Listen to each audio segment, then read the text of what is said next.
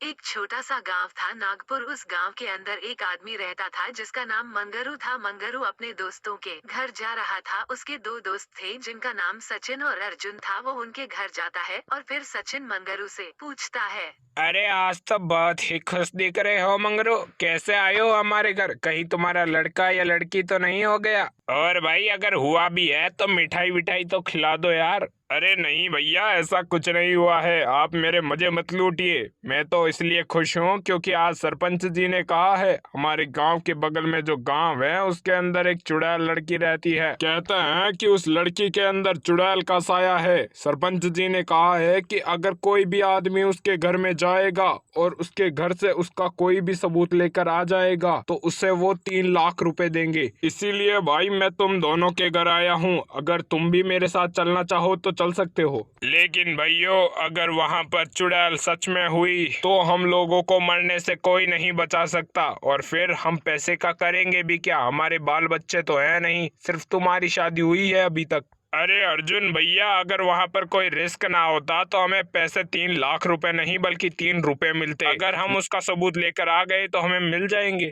अगर भाई ऐसी बात है तो फिर चलना तो पड़ेगा भाई। हमें भी पैसा तो कमाना है क्योंकि पैसे बिना जिंदगी थोड़े चलती है। अरे अर्जुन भाई, अब समझे हो ना तुम मेरी बात को। चलो छोड़ो, चलते हैं। फिर वह तीनों अपना मामला फिक्स करके अपने घर से निकलकर गांव में आ जाते हैं और वो लोग डिसाइड करते हैं कि वो जंगल के रास्ते से जाएंगे। तो वो जंगल के रास्ते से जाते हैं। वो रात के समय जा रहे थे और वह जंगल पार करके जब उस भूतिया गांव में पहुंचते हैं तो उन्हें एक बूढ़ा आदमी मिलता है। वो उनके सामने खड़ा होता है। तभी मंगरू कहता है। अरे चाचा जी, क्या हुआ? आप हमारा रास्ता रोककर क्यों खड़े हैं? हमें जाने दीजिए। अरे मैंने तुम लोगों को इसलिए रोका है ताकि मैं तुम्हारी जान बचा सकूं, क्योंकि इस गांव के अंदर एक लड़की है, उसके अंदर चुड़ैल का साया है। अगर तुम अंदर जाओगे तो वो चुड़ैल तुम्हें मार देगी। और तुम तो शायद उसके घर जाने की बात कर रहे हो। वहाँ तो तुम्हारा बचना लगभग नामुमकिन ही है क्योंकि वहाँ पर आज तक कोई नहीं बच पाया। अरे चाचा जी, आपको पता नहीं है, इस काम के हमें 3 लाख रुपए मिलने वाले हैं। अरे लगता है तुम मेरी बात नहीं समझोगी। अगर जाना है तो तुम जा सकते हो, लेकिन जीवन के बराबर 3 लाख रुपए नहीं होते, ये हमेशा याद रखना। हमारा जीवन अमूल्य है, उसका कोई मूल्य नहीं है। मेरी बात को समझो और यहाँ से चले जाओ, वरना अगर तुम्हें जाना है तो जा भी सकते हो, मुझे कोई फर्क नहीं पड़ने वाला।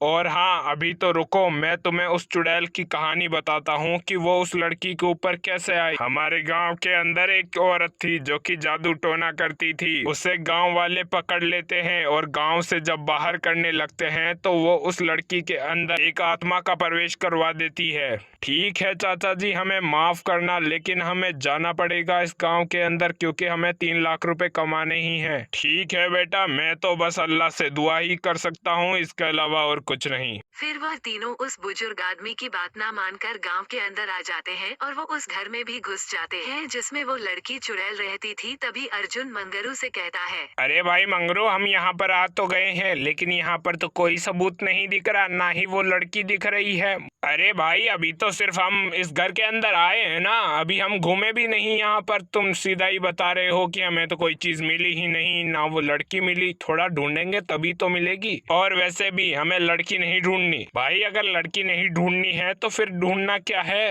अरे भाई, हमें लड़की नहीं, बस लड़की होने का सबूत चाहिए। क्या तुम लोग मेरा सबूत ढूंढने के लिए आए हो यहाँ पर? ऐसी आवाज सुनकर मंगरू उन दोनों के पीछे देखता है तो पाता है कि उनके पीछे वो चुड़ैल लड़की खड़ी है। तभी वो दोनों भी पीछे मुड़ते हैं और वो चुड़ैल उड़कर उनके पास आती है। तभी अर्जुन कहता है। अरे भाई, ये देखो, ये है वो चुड़ैल जिसके बारे में तुम लोग बात कर रहे थे। ये तो एक छोटी सी बच्ची है। मैंने तो सोचा थोड़ी बहुत बड़ी चुड़ैल होगी, लेकिन ये तो बिल्कुल ही छोटी है। तुम लोगों की इतनी हिम्मत कि तुम मेरी बेइज्जती करते हो? अभी रुको।